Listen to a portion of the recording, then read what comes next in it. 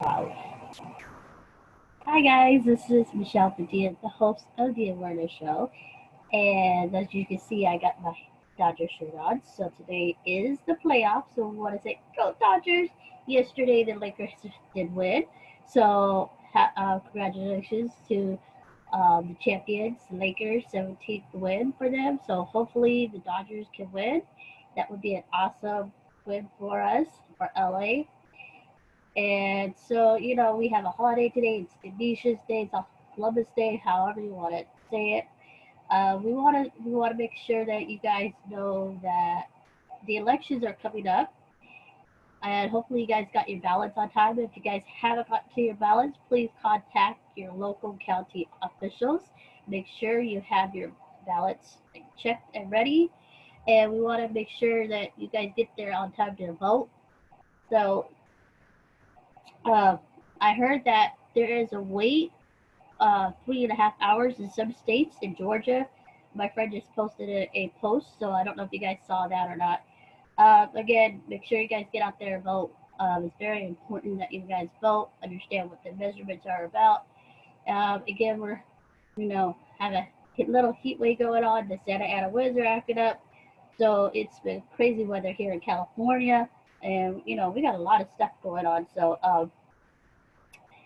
I know I'm a little early, but I wanted to give you guys what kind of holidays are happening this month because I haven't done the holidays for a while. So guys know we have Breast Cancer Awareness Month, which is awesome this month. We had World Mental Health Awareness Day week, which was last week, and I think it's still going. And we also have Disability Employment Awareness Month, which is October as well. We have Halloween coming up. A lot of people are kind of iffy are going on trick or treating, so we don't know what they're going to be doing. We'll see how they go. I talked to some of my neighbors. They got some good ideas, and they want to see how it goes. Um, they have a cannon. They're going to shoot like candy across the way 6 feet. So, what are your thoughts about Halloween this year? What are you guys going to be doing for Halloween this year? Are you guys going to go trick or treating? What's your plans for Halloween? Those are the things that the Weather Show talks about. Also, the do's and don'ts of what you can and cannot do. Also, get out there and vote. Not too late. Come on, you got 25 days, 26, 24 days now, or something like that. Get time is coming. So it is what it is. And so I'm early. For once, I'm actually on time. And I do give up every now and then. So a special shout out to the production team. Oh,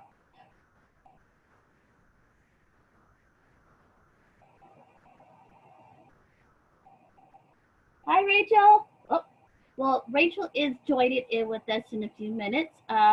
She is connecting. So a shout out to Ruben Garcia, Maxie, Melissa, DJ Joyful, Tony Long, and Derek and Christian. Love you guys. Miss you guys. So she's being connected, and we got her on right now. Oh, Hello. hi Rachel. How are you doing? Hi, Michelle. Thanks so much for having me on. So I was just telling my listeners about what's been happening in LA. As you know, the Lakers have won yet last night, so we were just talking about the Lakers, and we just had the daytime Emmys this past 2 weeks ago, and my first thoughts were it was very interesting to see how it all played out because it was virtual because of COVID-19. So we're going to talk about that and what's upcoming up next for the, next year. So Rachel, well, how was it for the first time with COVID-19 being virtual? I'm not going to lie, it was pretty scary. It was also pretty exciting. Our offices are here in New York City, so we haven't been to our flagship office since March 12th at this point. And when we left, the very first Emmys that were unfortunately the live event had to be canceled because of all of this were the sports Emmys, which were originally supposed to be at the end of April. At the time, we had hoped that it might be possible to still do the daytime Emmys in Pasadena in June as originally planned, but obviously it became pretty clear pretty quickly that that was not gonna happen. So thanks to Adam Sharp, our CEO, and we have an amazing in-house production team. After kind of going through the logistics of, is this possible? Should we even have awards with so much going on and so much pain and so much trauma? Should we be doing a celebration right now? But after we kind of collectively decided, yes, people want to have a couple of hours to get out of that headspace and to just focus on something that they enjoy. And especially because the entertainment industry has been so hard hit by Yes. what's going on. We decided as an organization to go through with them. And then it became a question of, well, how can we do it? What technology can we use? How can we keep all of the nominees involved and make it feel like they're still having this special moment, even though we aren't all together in one place? That must have been, it took time and energy. And how long did it take you guys to figure out all that stuff, may I ask? Well, our very first virtual show was in the second week of July. We did the daytime Emmys on CBS this year. I'm sure some of your viewers and listeners saw those. That was, however, a pre-taped show. So while we still had a lot of production work to put that together, it was not using the live technology that we would then use for the virtual shows. So essentially we were closed from the middle of March and our first virtual show was in the middle of July. And basically all of our time was spent putting that together and figuring out what it was going to look like. We ended up doing our very first virtual show was the digital dramas daytime Emmys categories. And we started out with that because there were only 7 categories. So we decided we're going to start small, kind of get our feet wet. We had a wonderful host, Jay Rodriguez from Queer Eye, and he was fantastic, but we had him announce the winner for all 7 categories. So we didn't have to also worry about the feeds from the various presenters. So we kind of tipped the toes in the water a little bit with that. And then we went full speed ahead with the children's lifestyle and animation categories for the daytime Emmys, which was a much larger undertaking. We had over 20 categories for that show. And then we went into the sports Emmys, and then into 2 weeks ago, we did the news Emmys and the documentary Emmys. And all of those shows have been virtual and live. Wow. And I know you guys are getting ready for the Latin Emmys coming up. Or is that already passed? So we are going to be presenting all of the Spanish language categories from all 3 of our competitions in one show. So we have a couple of Spanish language categories in the daytime Emmys, a couple in the sports Emmys, and a couple in the news and documentary Emmys. And what we decided to do was to pull all of those out and create one show that's going to be in November. The exact date is TBD, but that's also going to be a pre-taped show. Oh, that sounds like interesting. Now, Really I'm not exciting. sure if you're aware of this, but I recently started doing remote access for the 2 years ago. I broke away from KDHR and I'm now doing podcasting. So I format my Zooms into MP3 format so that my people who have audio vision could listen to on audio. So it's a little bit easy. It's a little tricky, but I don't know if you ever listened to the awareness show or what the awareness show is about. It's about different causes and different events, and we talk about different rare diseases. And so we have reached a lot of people through um, different states like England, London, Ireland, Japan, Australia. We got a whole bunch of people going on. And how we started is that I got diagnosed at the age of 30 with a rare disease called 22q11. It's a tiny piece of a chromosome that has all these different issues going on. It has over 200 symptoms going on. So you have the congenital heart defect, teeth issues, learning disability. So we kind of wanted to make it more aware of what other syndromes are out there just besides 22q. It's kind of like the second most common to autism today. So we that's how we got the Werner show out there. And so we've been getting people like you onto the show talking about causes and events. And so, I want to learn more about the Emmys and what are the plans for the future of the Emmys? And that's a good question. Well, it's fantastic. What you're doing is incredible, and thank you for sharing your story. And I'm really happy to be on here and talk about the Emmys and any questions that you or any of your listeners or viewers may have. We are certainly one of our overall organizational goals is, of course, looking at the overall diversity, equity, and inclusion of all different parts of our contests. And with the realization that we cannot 100% control, for instance, the content that enters and the content that's being made, but we do have more control over things like who are judging our contests.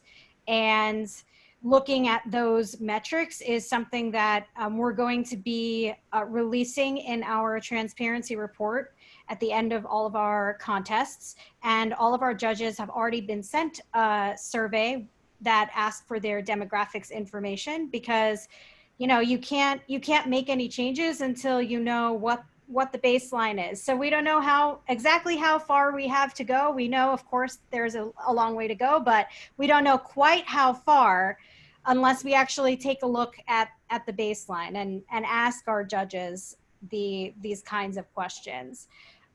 But these are certainly all issues that we have been thinking long and hard about, especially given the events of the world these days.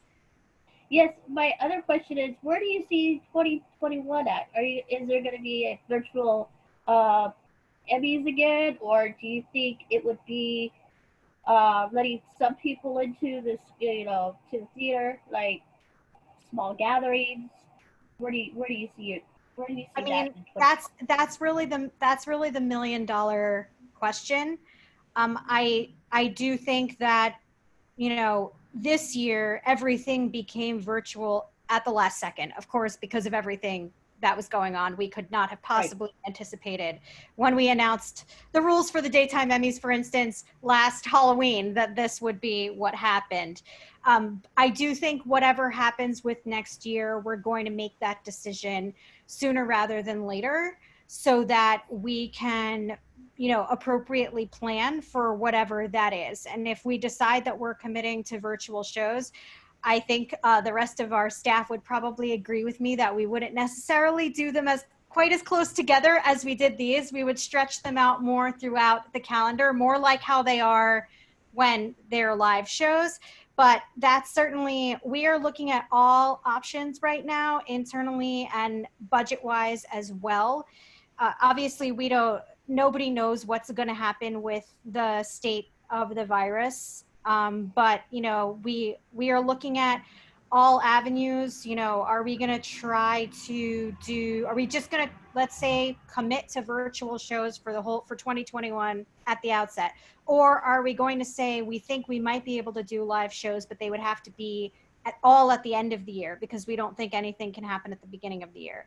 And in either scenario, what do we need to do to accommodate all of the problems that so many of our constituents in the community are having right now? Do we need to follow the Oscars lead and change our eligibility period, which is traditionally calendar year, January to December, but do we need to make it a 14 or 15-month eligibility period to account for all the content that got delayed?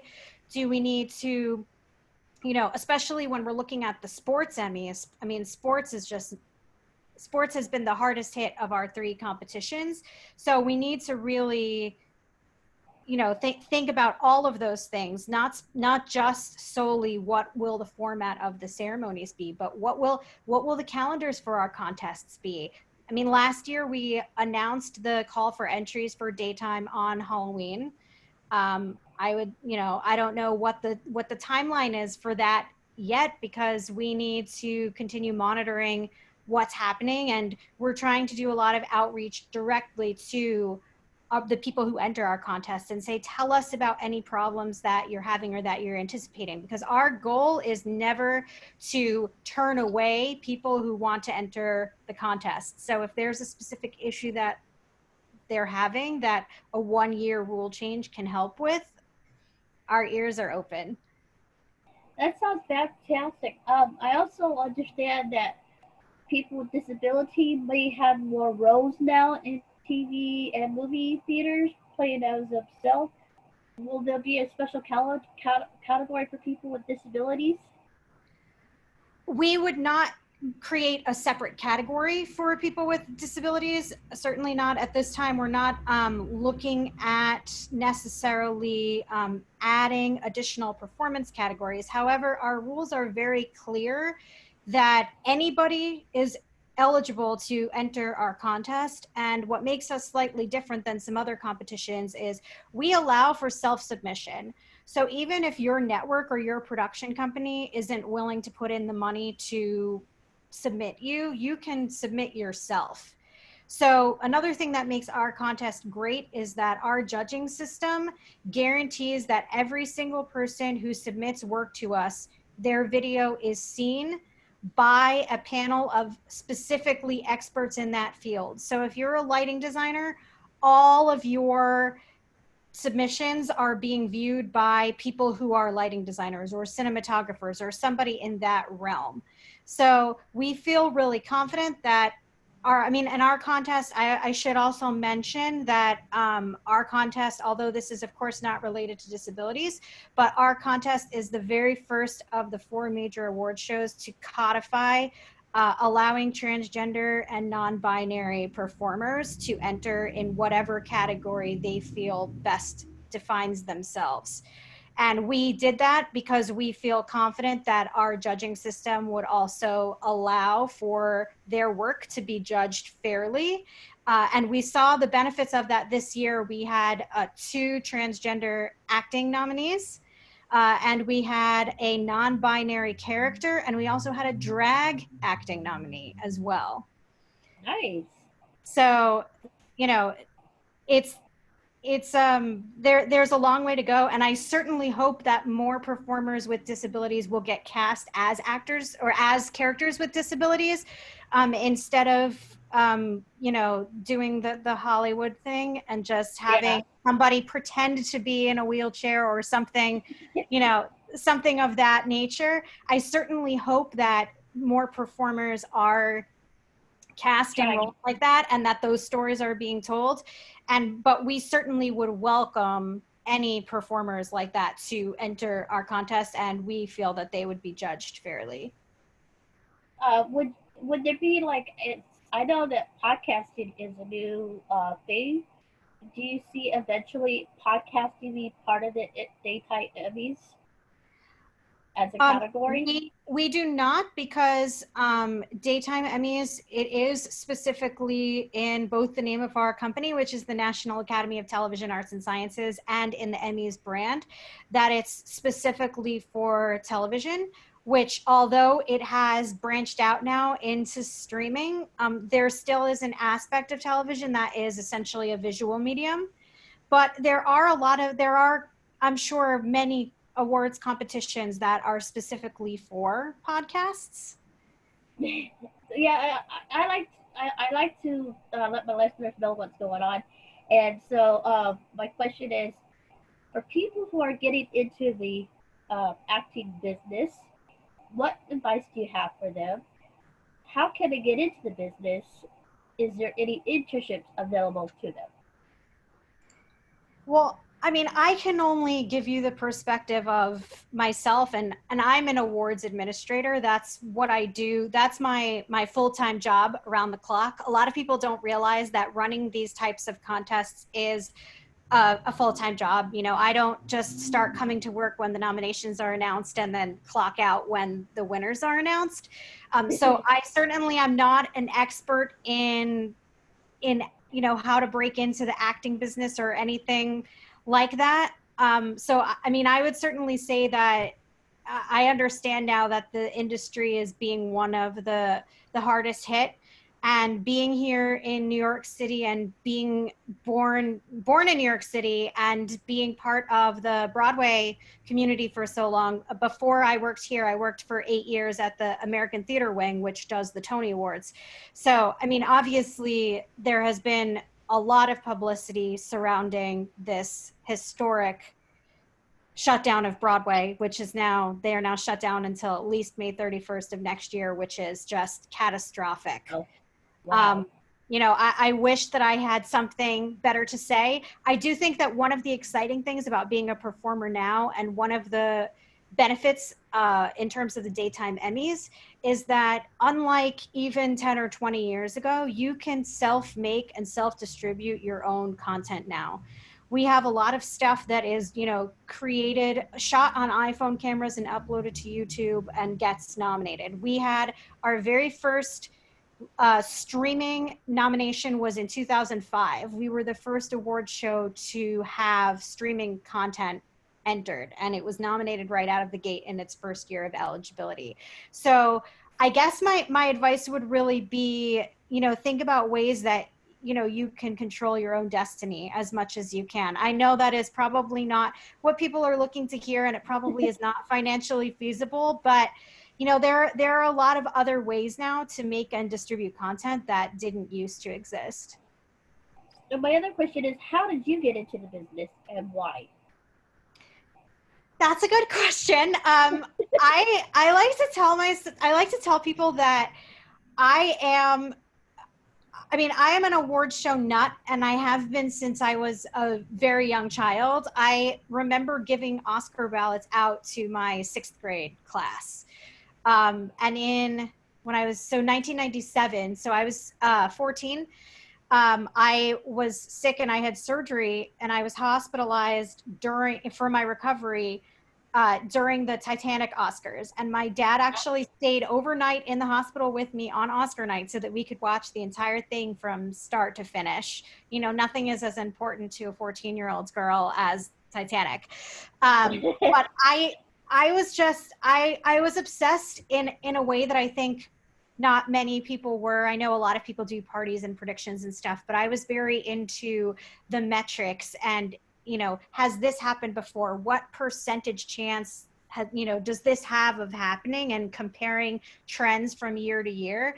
And I happened to be coming of age in the era of the internet, and I found, forums where I could talk to other fans who also were crazy awards nuts like I was. And it took me a long time to get on my feet. I was in a lot of other different jobs and in other positions before I ended up at the American Theater Wing, which, as I said before, they are the founders of the Tonys.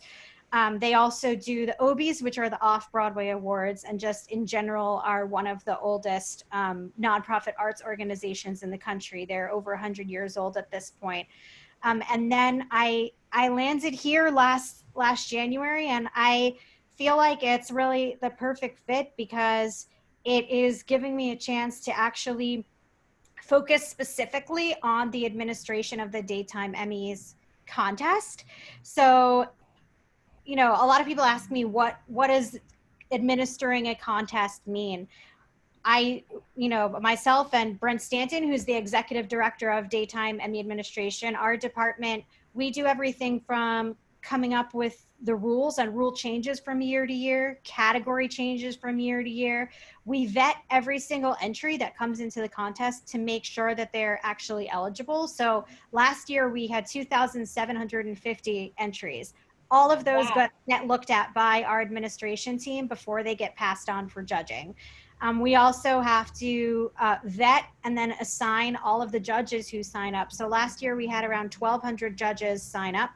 All of them have to be vetted for credentials and then placed on categories based on their areas of expertise. We have to look at every single entry that comes through is submitted along with a list of eligible names, and we have to make sure that based on their titles that they are considered Emmy eligible, meaning if the content gets a nomination or wins, that person is a nominee and or a winner.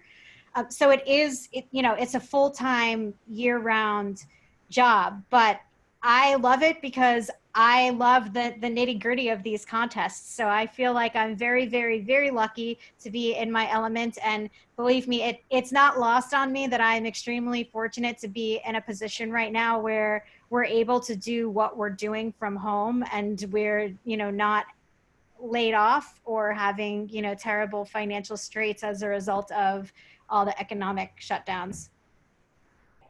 I think that's kind of great. So, do you have any holidays off? I mean, do you get Christmas off or? I mean, I was off today, but I'm with you tonight. Oh yeah, we have regular time off. The traditional holidays we have benefits, full vacation. I don't want to sound like spoiled or anything, but I mean we have the standard workplace holidays and paid time off, personal days, and all that stuff. I myself am actually just coming back from, I was off last week, and then our office is closed today for Indigenous Peoples Day.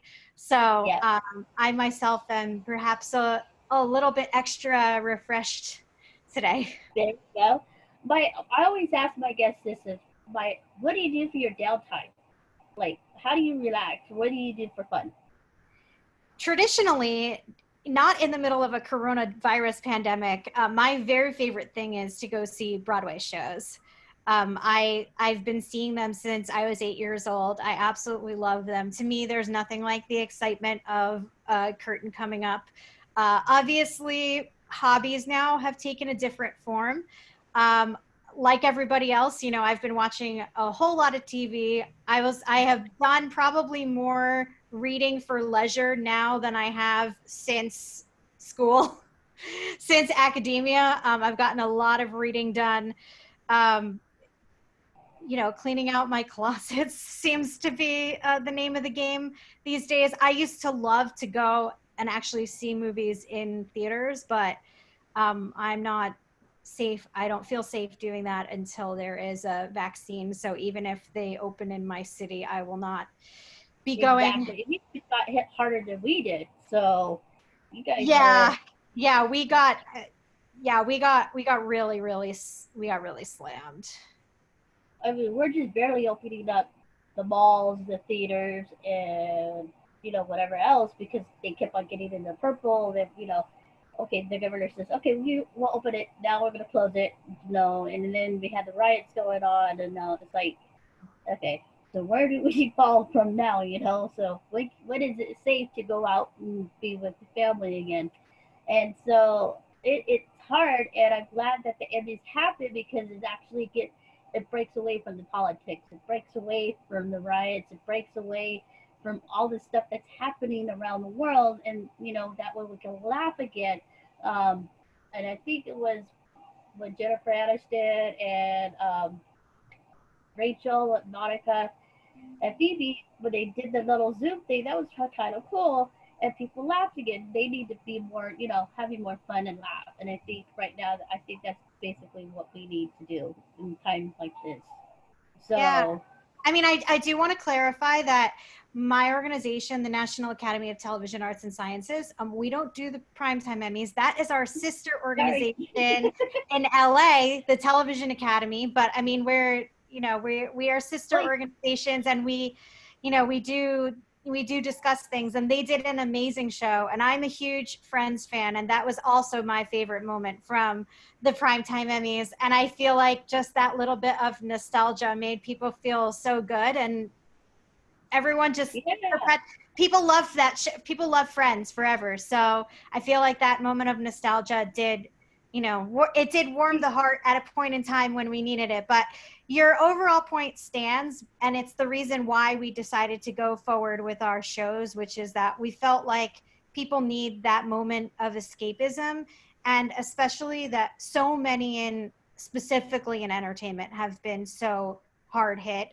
People a lot of times just think of entertainment as these really rich actors, the Jennifer Anistons of the world, but right. it employs so many people, from executives to stage crew to people serving drinks at the theaters to costume designers to production assistants. And all of these people have been out of work for so long. And especially here in New York, now that they've announced that Broadway is shut down until, at least next June, it isn't like the people that are staffing these shows can just turn around and get another job, because for the most part, the jobs that actors and entertainment professionals get to pay the bills are also things that are shut down. Food service, nannying, Yeah. bartending. It's all of those are not around either. So it's it is It's a our scary hope that doing the shows could at least give people a momentary or an hour or two of escape. yeah, it's a scary time, and people are being scared. They're they don't know what to do. They don't know whether to go outside or stay inside. Go outside, stay inside. But they want to see their family and friends, and they want to go to the theater or Broadway musical, but they can't. And so they're like, okay, so what's the next thing to do? They put it on TV, but at the same time, if you put it on TV, you have to pay for it for some of the some of the Broadway musicals or and so I like to go watch it live, and I like to go see the cheering, the laughter, and all that stuff. You don't get to do that with the TV. You just that's it. So um, my advice is that if you want to go, try. Well, I'm trying to think. My words are like I know that COVID-19 is a little scary times, and I also want to recommend you guys getting the flu shot this year if you can, or if you haven't already got the flu shot. Got mine. Also, yeah, I'm getting mine October 26th. I was just telling my listeners that if you are going to vote and if you're going to drop off in some states, they're like a 3 hour um, wait time to drop off the ballot. So make sure you guys are getting out there to vote. And some of them are not even getting the ballots to their address. They're getting it to someplace else. Make sure you guys get them on time. Call your county. Make sure you know what's up and up. Rachel, what other things are going to be happening in the future you see from now? Real quick. Well, specifically at my office, we're working not only on the Spanish language show that we already spoke about, but in just a week and a half from now, on October 21st at 4 p.m., we have the Technology Emmys, which are also going to be pre-taped. Of course, the winners for that have already been announced because it's not nominees like our other Emmy contests are. But that will be at 4 p.m. Eastern, and that is on our website, which is watch.theemmys.tv, or on our new free Emmys app, which is just the Emmys. You can find that on iOS, Roku, Android devices, smart TVs, Hi. etc. And the great thing about the app is that the content lives there in perpetuity. So if you miss it live, if you're focused on something else, if you're working, if you're an essential worker, thank you, essential workers, and you're not home at that time, you can always, sign on when you're available and catch it. You can catch all of our previous live shows via the app as well. So that's that show and the Spanish language category show are the next two shows that we are working on. And then we are looking towards the future, towards 2021, and trying to figure out what makes the most sense. If any of your listeners or watchers are thinking about entering any of our contests and you don't know if you're eligible, or you think that you might be, but you're having a production issue based on the shutdown, please do not hesitate to reach out. Each of our contests has a separate administrative team that can answer any of your questions about the rules. And we really do want feedback to figure out what are the best ways that we can make these rule changes to accommodate everybody. And if you, Rachel, I always tell my guests if you guys ever need help promoting the Emmys, I will always be able to help you to promote it as much as I can. I always share a lot of stuff on Facebook. I get a lot of people asking me to share stuff, so don't hesitate. Say, Michelle, can you share this for me or share that? I'll be happy to share it for you. So um, Well, it thank was you. really Thank you so much for that. And if anyone in the community is looking for information on how to sign up to judge or any of that, we have an amazing administration team for all three of our contests. We are here to help. This is what we do for a living. So do not hesitate to reach out. There's no such thing as a stupid question. And Rachel, before we go, where can they contact you to get more information about daytime Emmys?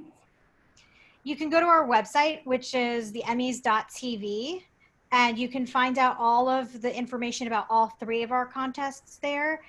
If you want to know specifically about the daytime Emmys, our general email box is just daytime at theemmys.tv. So just make sure you're going to do plural, the emmys.tv, and either myself or Brent, whoever gets to that email box first, we'll be sure to send you an answer. During these times when we are not in our physical office, email is 100% the best way to do an initial reach out.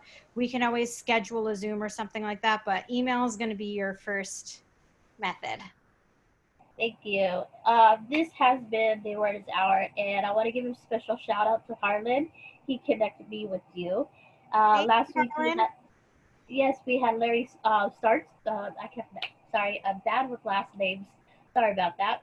But we had Larry on last week, and so I have a couple more people that I'm going to be having onto the show. We're going to be talking about upcoming politics, what they are running for, and whatnot. I try not to do that much politics on the show because like you, I like to have fun on the show, talk about different causes and events. But I think this time with elections, I think they need to know who is running and why are they running. So that's basically the gist of it. And then we also have Breast Cancer Awareness Month going on. We had World Health Mental Health Day this weekend. Then we have Halloween coming up. Oh, let me ask you a question. What are your thoughts about Halloween this year? Uh, I mean, I don't really leave my house to be completely honest with you. I'm also, to be fair, I'm in Queens, New York, in an apartment building, so um, I'm not used to getting trick or treaters or anything like that. I feel like the city life is a very different existence than a lot of other places in the country. I was explaining this to a lot of people during the beginning of the pandemic. Like, my boyfriend lives 2.5 miles from here, and we didn't see each other for 3 months because we live in the city and we rely on mass transit, and the trains were not safe. So we didn't Yeah, have a way to get back and we didn't have a way to get back and forth. I mean, I was quarantined for 14 days and he was quarantined for 14 days, but we couldn't figure out how to remove the vector of mass transit. My hope is that people, play it really safe this Halloween. Do not have parties.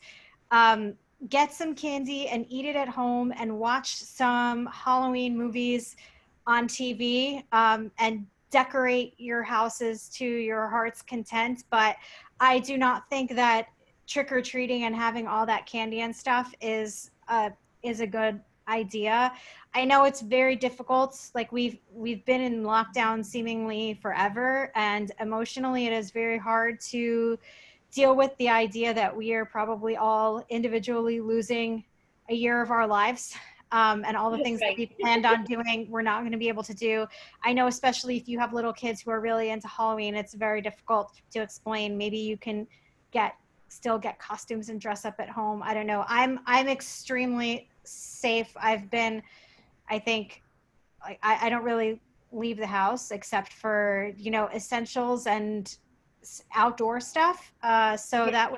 that would be my advice. But I'm sad about it. I do love seeing everybody in the neighborhood in all of their costumes and stuff. Well, there will be like a virtual Halloween party on Zoom, and I think that there will be some trick or treaters going trick or treating. They have like cannons. They're gonna shoot like candy canes 6 feet. They're getting a little crafty about that. So we'll just see how it goes.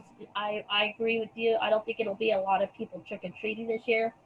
You know, so I mean, it's unfortunately, the rest of this year is all holidays. I mean, Thanksgiving and Christmas, with it, I don't feel like it's safe to travel at all, nor do I think that people should be traveling right now unless it's essential. So I think the whole holiday season is going to look very different. And then thinking oh, about what that's going to mean for the economy as well, with, no real shopping season, but most importantly, what that's going to do to everyone's mental health, not being able to be together at a holiday time.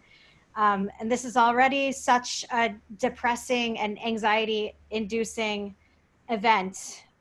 Yeah, My hope is that I can be on this show at this time again next year with you, and we will be in a much different situation. I would like that. Yes, and it will, hopefully that'll be awesome. And like I said, right now we're just stuck in limbo, and we don't know what's gonna happen next. So they say the asteroid's coming at yeah, by November 3rd. So we'll see. I mean, It's we have been to a stay one safe. crazy We year. have to keep our friends and neighbors safe. Those of us that feel like we are young and invincible and at low risk, we need to Yes, wear our masks and take care of our friends and our neighbors and our fellow humans by being decent and wearing our masks and social distancing, not going to large events, not doing events indoors. We know this, I mean, this is how they've been fighting infectious disease since the beginning of civilization. It's draconian, it's horrible. I'm not saying that I like doing it, I hate doing it, but we need to be kind to each other and think about those who won't be able to fight this maybe as well as we can, those who maybe don't have the financial resources to fight this in the way that we can, and just have respect for our fellow humans. yep. And so we're going to leave on that note. Thank you, Rachel. I hope to see you in the near future talking about what's going to be happening in 2021. God, can you believe it's only a few months away? I know it's a this whole time warp. Like March and April felt like a year each, and then since April I blinked and it's almost Halloween. But Yep. thank you so much for having me on. This was a pleasure, and I hope that you and all of your listeners and your viewers stay safe and stay healthy. That is the most important thing at this point in time. Yes, and I will send you the podcast after I'm done. And I will send you a link and I will post it up on Facebook. So thank you, and I want to work with you again. Hopefully, get more information on what's coming up in the near future. So that's what I would like to do with you, Rachel. Fantastic. Thank you so much. All right, thank Bye. you. Have a good day.